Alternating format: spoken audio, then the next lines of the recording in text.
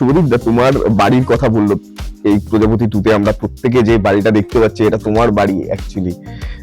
বাড়ি তো অসাধারণ। হ্যাঁ। যখন তুমি বললে তোমার বাড়িতে শুটিং হবে, বাড়ির হ্যাঁ। পরিবারের মানুষের না, আমি যখন আমার বউ না, এই যে দেব বললো না, আমার বউ মানে এইরকম বউ পাওয়া কপাল, ঠিক আছে? তো যখন আমি বাড়িতে বলি, আমার মেয়ের তখন সেকেন্ড টার্ম পরীক্ষা।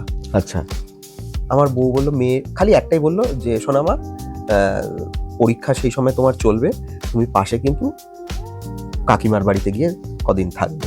ফার্স্ট রিয়াকশন তার এটাই ছিল। একবারও প্রশ্ন করেনি আমার মুখের ওপর যে কেন শ্যুট হবে, শ্যুট হলে তো এত ঝামেলা।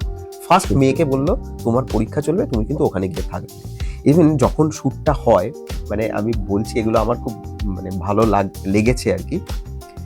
প্রথমে তো ডিস্টেন্স অনেক, সবাই ভেবেছে যে এতটা ডিস্টেন্সে গিয়ে হেক্টিক হয়ে যাবে কিন্তু আমি বুঝিয়েছিলাম যে উত্তরপাড়া খুব একটা দূরে নয় এবং সকালে যখন যাবে 45 মিনিটসের মধ্যেই পৌঁছে যাওয়ার অপশন আছে, যদি না হিউজ একটা অন্যরকম সিচুয়েশনে জ্যাম হয়।